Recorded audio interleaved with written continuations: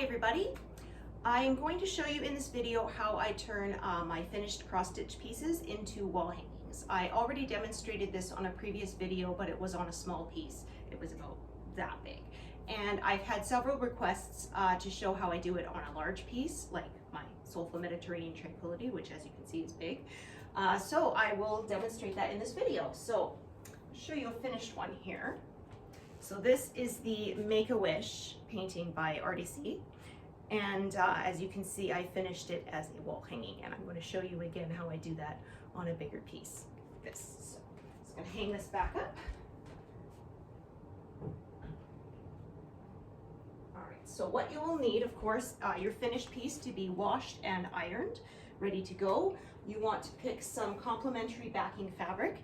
It should be bigger than your piece because it's going to fold over and create a frame around the outside. You will also need, this is called fusible web. It's like a glue that activates when it's exposed to hot steam. So you will also obviously need a steam iron. The sewing machine is optional. I like to use it just at the end when I'm attaching the top piece, just to ensure that things will not separate. You'll also need a cutting mat and some rulers. You will need a rotary cutter. And of course, you will need a curtain rod for hanging it at the very end. You'll need a big surface to work on. I have my kitchen table here. I cleared it off and I put an old blanket on it with an old sheet on top, and that just gives me a surface to work on so that I won't be burning my table here, anything like that. Really big pieces I've even done on the floor, although that's kind of hard on the back. So, you know, you could decide how you want to set up your workspace. So the first thing you want to do is you want to decide how big you want your frame to be. This is why I always leave plenty of extra. I'm going to cut it down to size. So I want it to have a 2-inch fabric frame and a 1/2 inch between the frame and the stitching. So it will be 2.5 inches. So that's what I'm going to cut that down to. So I'm just going to bring it over here to my cutting surface. And measure very carefully. Obviously, you do not want to be messing this part up.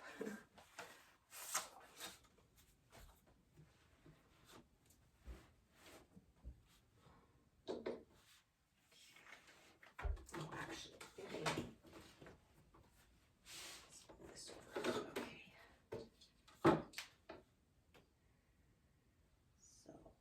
So I want it to be at 2.5. Now, you won't always be cutting straight across the holes because I find the holes are not always perfectly straight. There is sometimes a bit of warping depending on your fabric, so you want to make sure you cut it straight against the stitching so that it's exactly 2.5 inches from the stitching. It might not necessarily be along the same holes, so you know, just watch for that. So there's 2.5. I'm just going to double check with my other ruler because I am paranoid.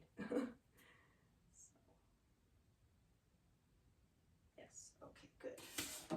Yeah, clear ruler here really helps because you can see the lines sort of through this ruler, and that makes it really easy to line it up properly. Right. So, thinking actually I may have to do this.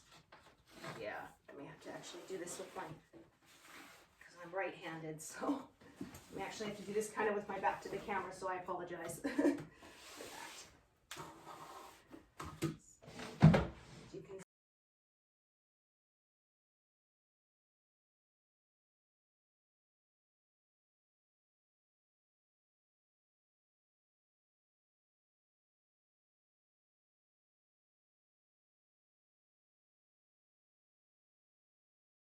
That's done. So now we're going to want to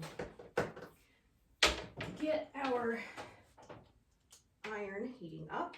You want it on the steam setting because you need hot steam to activate the what you might call it, fusible web. So, smooth this out. So a nice smooth surface here.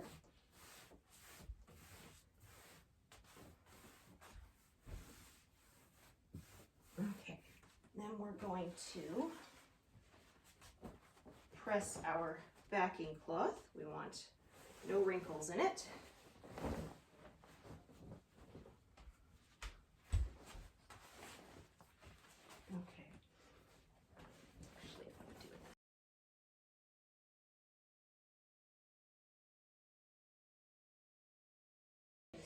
backing cloth nice and flat.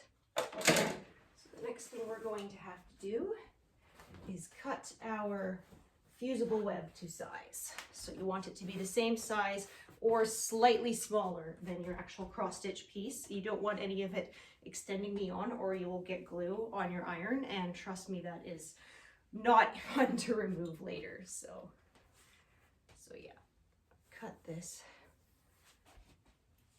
same size or just slightly underneath, like maybe half a centimeter.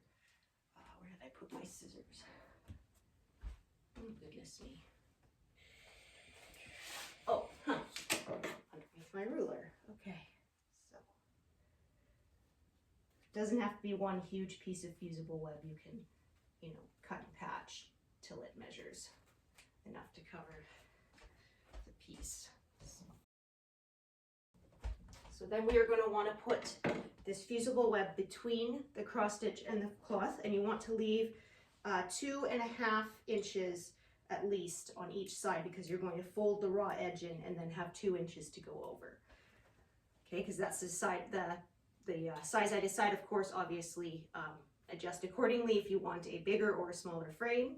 So yeah, in this case, it's going to be 2.5 inches here, 2.5 inches here, because we're going to fold a 1/2 inch in and then have 2 inches over to make the frame. So just going to move this aside for the moment and rearrange this cloth a little bit. Feel free to, repress it to make sure it's perfectly flat. You don't want to be gluing wrinkles onto the back of your project. Of course, it's the back, so if there is 1 or 2, no one's going to see it, but, I like to have it as smooth as possible.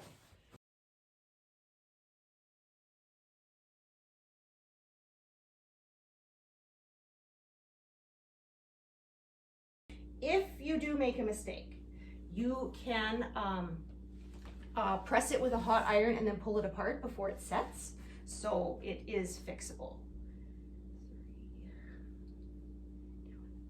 2.5. Okay, this is more like 3 now. This is 3. Okay, so just keep adjusting to get it just right. Okay, perfect. So we are good to go. So one last smoothing. Make sure that it is got no wrinkles. And now we're going to glue this down with this hot steam iron. This takes a bit longer than you might think. So, be prepared that this is going to last a while.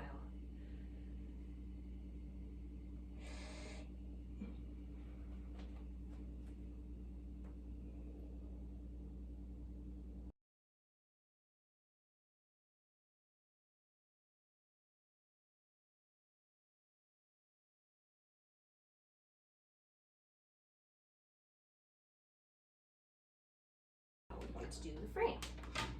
So, it's a 2-inch frame, 1/2 inch seam allowance. So we are going to fold this in and press this until we have the correct seam allowance. So again, lots of measuring and adjusting and just being certain that you got it just right.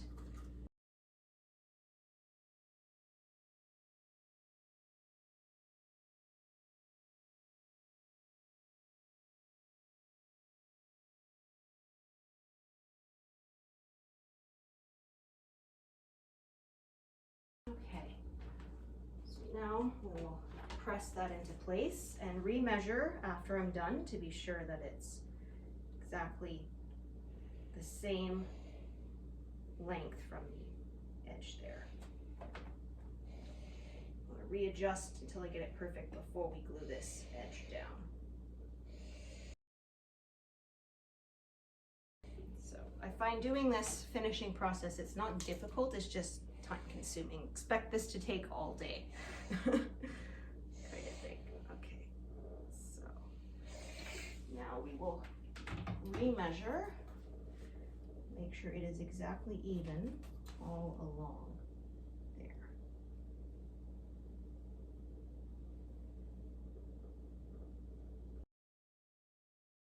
Perfect. Okay, so now we're going to glue this bit down. So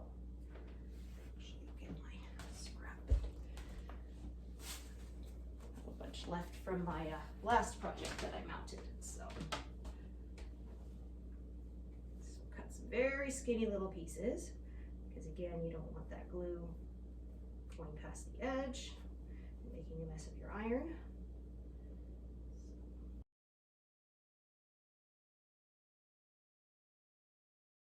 I'm just going to trim this bit here so that I can fold it up properly.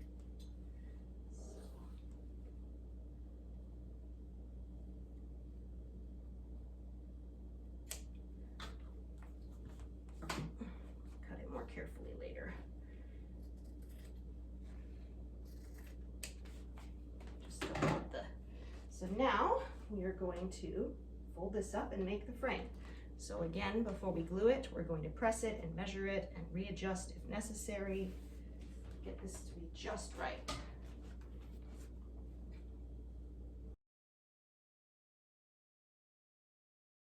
All right, so once we have that just right again, we're gonna cut pieces, glue that down. Then I'm gonna flip this around, I'm gonna trim the other side, I'm gonna glue that down, and then I'm going to do the sides with the exact same way. You will have extra fabric here in the corners.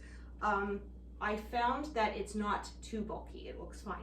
I did some test pieces on just some scrap bits of native fabric, and I tried to thin this out and cut it down, but it just didn't look right.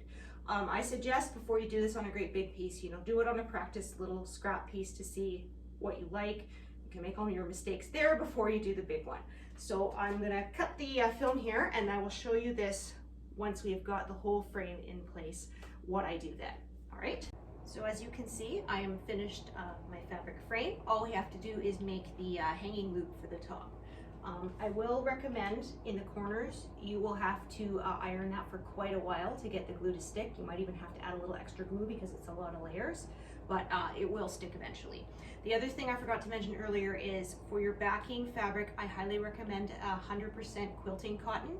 You don't really want anything that has like Lycra or something that's stretchy in it, because I learned the hard way, it doesn't make a nice crisp frame. It kind of, well, it has give to it, which is great for a garment, not so great to use as a backing fabric. So the last thing we're gonna do is you get a loop to make a hanging loop. So we're gonna get a strip of fabric about 5 inches wide. You can adjust this according to your own taste, and a little bit wider than the edges because of course you're going to want a seam allowance.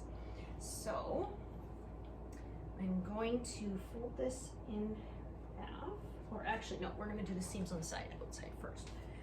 My bad. Okay, so we'll press these till this loop, we want it to be exactly the same size as our finished piece of cross stitch. Okay. Just come along and iron this nice and flat.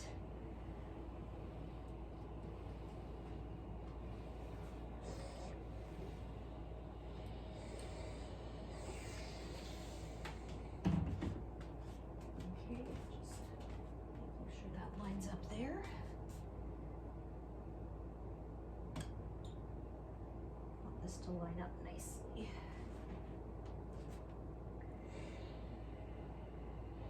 So adjust as necessary to get it just right.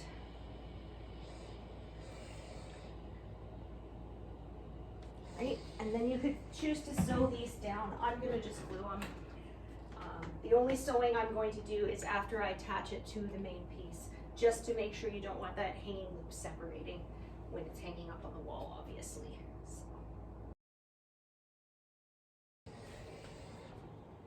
So once we've got that, now we're going to fold this in half.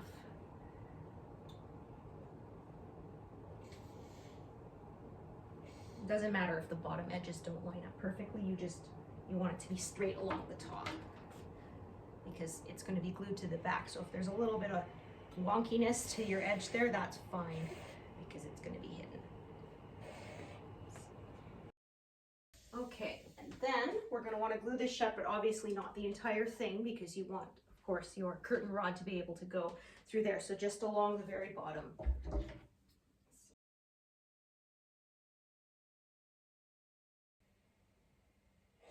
You could also choose to put one of these sort of at the bottom of the piece and put another curtain rod there as well if you really want it to look like a scroll kind of thing. I just put one along the top, but again, up to you. Some people like it to sort of match more that way, so.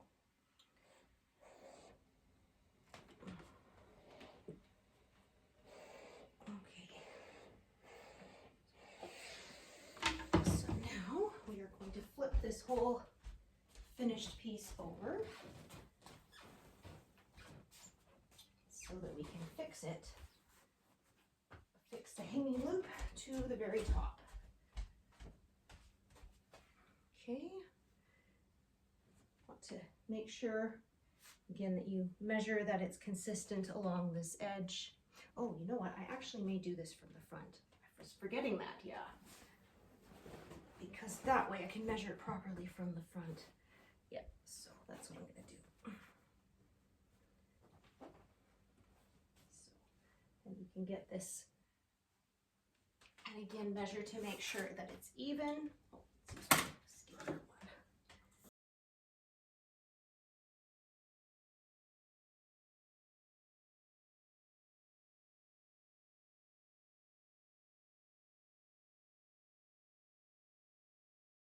Well, it's still hot because it will just rip apart. It needs to cool down to be completely secure. And like, again, in these corners, you're going through, you know, a couple more layers, so it can take quite a while to get those to stick and be secure.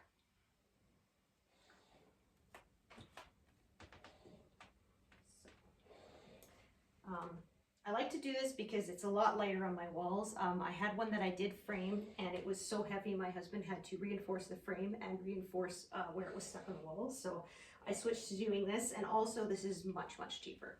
I got the supplies for doing this for about $50, I believe. That is with my fabric store discount, but still, if I hadn't had it, it would have still been under $100. So it's economical. And I really like the look of it.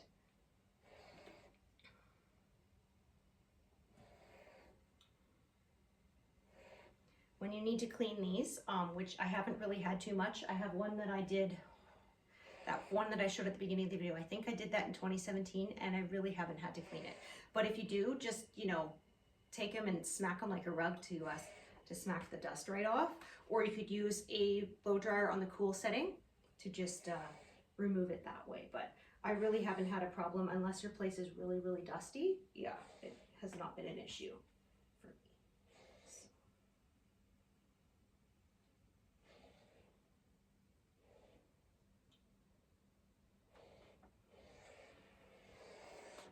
Okay, so the iron is finished with. Let that whole thing cool down, and then we are going to sew that hanging loop in place. And then put the curtain rod through, and the whole thing will be finished. All right, so there you have it. Completed product, ready to hang up on the wall. I'm gonna hang this directly across from my front door, so it'll be the first thing people see when it comes in, but there you go. That's how I turn a finished piece into a wall hanging, just on a larger version of what I showed in a previous video. All right, so thank you so much for watching, everyone. Bye.